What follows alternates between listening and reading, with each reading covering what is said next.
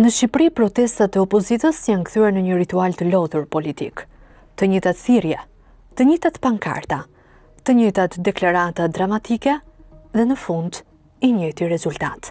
Asgjë nuk ndryshon. Edhe protesta e paralajmëruar për 8 maj duket se po hyn në të njëjtin tunel të konsumuar, ku hyn të gjitha protestat e viteve të fundit. Shumë zhurmë, shumë tym politik dhe zero ndikim real.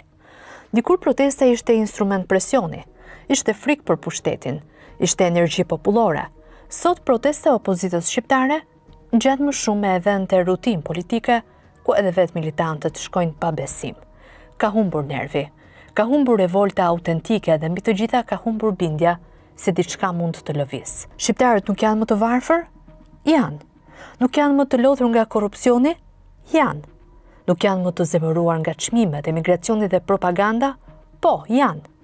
Por problemi është se opozita nuk po arrin ta kthejë këtë pakënaqësi në fuqi reale politike. Sepse qytetarët nuk dalin më në shesh vetëm për të dëgjuar fjalime që i kanë dëgjuar 10 herë.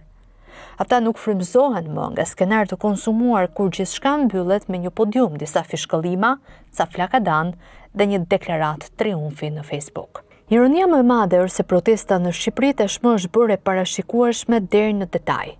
Fillimisht vijnë paralajmërimet dramatike, pastaj dalin drejtuesit politik duke premtuar ditë historike. Më pas fillojnë analizat televizive për tensione, përplasje dhe destabilizim.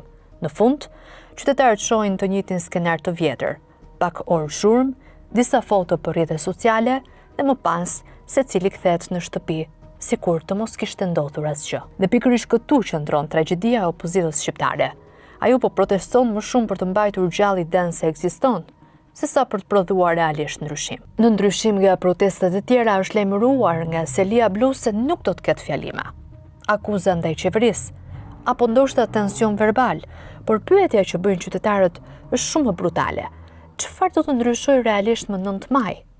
Deri tani protestat nuk kanë sjellë zgjedhje të parakohshme, nuk kanë sjellë rrësim qeveria, nuk kanë sjellë reformim institucionesh, nuk kanë sjellë as frymëzim të ri opozitar.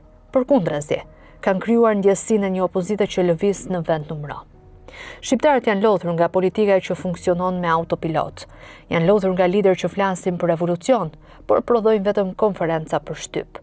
Janë lodhur gjithashtu nga retorika e zjarrt që shuhet sa po mbaron protesta. Sot opozita duket sikur jeton në një paradoks absurd. Nga njëra anë kërkon të bindë qytetarët se vendi është në krizë totale. Nga ana tjetër, organizon protesta që ngjajnë si aktivitete rutinë pas një strategji të qartë për të prodhuar rezultat. Kjo është arsyeja pse shumë qytetarë nuk emocionohen më. Ata e kanë parë këtë film shumë herë, e dinë si fillon dhe e dinë si mbaron. Madje në shumë raste protestat po japin efektin e kundërt. Në vend që të krijojnë perceptim force, po krijojnë perceptim pa fuqie. Sepse kur paralajmëron vazhdimisht përmbysje apo kilometrat fundit dhe asgjë nuk ndodh, njerëzit fillojnë të mos të besojnë më. Në politik përsëritja pa rezultat është vetvrasje, dhe opozita shqiptare duket se po bie pikërisht në këtë kurth. Problemi tjetër është mungesa e frymës së re. Shumë protesta duken si kopje të protestave të mëparshme, të njëjtët njerëz, të njëjtat fytyra, të njëjtat tone dramatike nga i njëjti mlef i konsumuar. Nuk ka ide të reja, nuk ka energji të re, nuk ka një model të ri opozitar që të krijojë shpresë. Dhe kur opozita nuk krijon dot shpresë, protesta kthehet vetëm në zhurmë. Sigurisht që pakënaqësia popullore ekziston.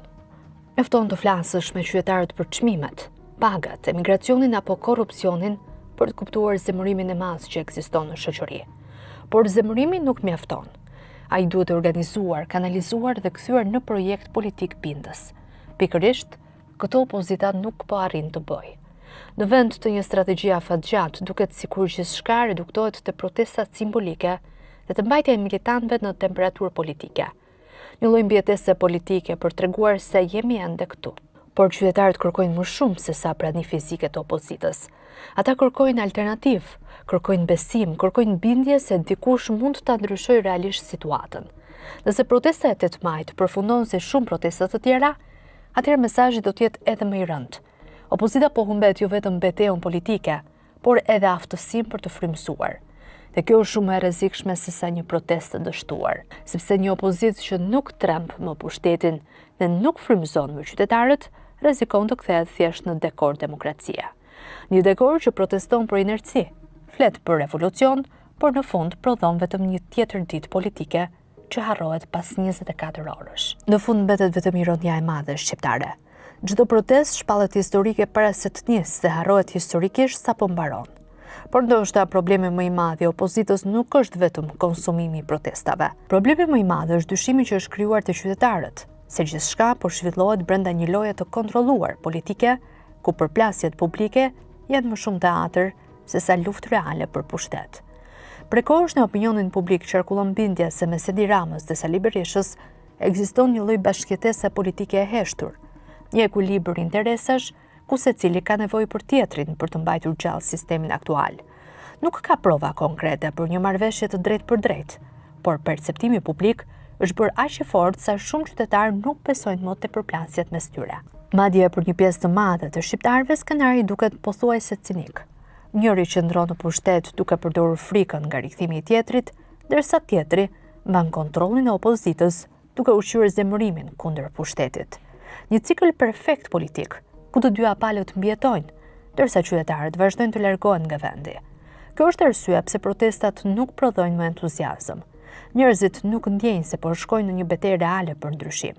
Ata shohin fytyra që riciklohen prej dekadash dhe kanë ndjesinë se gjithçka është kthyer në një teatër të lodhur transicioni. Nëse dikur protestat e opozitës mbushnin bulevardet dhe krijonin tension real politik, sot pamjet janë krejt ndryshe. Nga protesta në protestë vjet re një rënje e frikshme e pjesëmarrjes. Turmat janë më të vogla, energjia edhe më e pakët, dhe mungon ai nervi popullor që dikur krijonte frikë tek pushteti. Kjo rënje nuk është rastësi, është pasojë direkte e humbjes së besimit. Shumë qytetarë nuk dinë më pse protestojnë saktësisht. Cila është kauza konkrete? Çfarë objektivi ka protesta? Çfarë ndodh nëse protesta fiton? Askush nuk jep përgjigje të sakta. Në një protestë dëgjon akuza për korrupsion, në tjetrën për zgjedhjet, pastaj për ekonominë, pastaj për emigracionin, pastaj për padrejtësitë, të gjitha probleme reale, por të hedhura bashk pa një strategji të qartë dhe pa një objektiv konkret. Dhe kur protesta nuk ka kauz të qartë, ajo kthehet thjesht në rutinë politike. Kjo është arsyeja pse qytetarët po largohen jo vetëm fizikisht nga protestat, por edhe emocionalisht nga opozita. Në Shqipëri sot ekziston një lodhje e madhe kolektive ndaj politikës. Njerëzit ndjehen domashtruar nga të gjitha palët. Ata dëgjojnë çdo ditë fjalë si ndryshim, revolucion, shpëtim, por jetojnë në të njëjtin realitet ekonomik dhe social. Dhe ndërkohë opozita vazhdon të përdorë të njëjtat metoda që përdorte 15 apo 20 vite më parë. Të njëjtat podiume, të njëjtat pritma, të njëjtat marshime dhe të njëjtat deklarata dramatike. Sikur Shqipëria të kishte mbetur e ngrirë në kohë, por qytetarët kanë ndryshuar. Ata nuk manipulohen më kaq lehtë nga retorika. Ata kërkojnë vizion konkret, ide reale dhe një opozitë që të jap ndjesinë se mund të qeverisë ndryshe. Pikërisht këtu opozita duket më e dobët se kurrë, sepse nuk mjafton të jesh kundër Ramës. Duhet të bindesh njerëzit pse ti je alternativë më e mirë. Dhe deri këtu, shumë shqiptarë nuk po e shohin këtë. Kjo është arsyeja pse protesta e 8 maj rrezikon të jetë një tjetër episod i një cikli të konsumuar politik. Pak zhurmë, pak tension mediatik, disa deklarata dhe më pas rikthim në shtëpi. Madje në mënyrë ironike duket sikur protestat po i shërbejnë më shumë mbajtjes gjallë të sistemit se sa rrëzimit të tij, sepse çdo protest pa rezultat forcon ndjesinë e pafuqisë dhe bind qytetarët se asgjë nuk ndryshon. Dhe kjo është fitoria më e madhe e një pushteti, kur kundërshtari i tij duket i lodhur, i parashikueshëm dhe pa aftësi reale për të tesur shpresë. Në fund, pyetja që shumë shqiptarë bëjnë sot nuk është më a do të rrozohet qeveria, por diçka më e rëndë. A rrezikon ende një opozitë që beson realisht se mund ta rrëzojë atë, kur vetë protestuesit fillojnë të dyshojnë tek kauza për të cilën dalin në shesh, atëherë protesta nuk është më revolt, është vetëm ritual.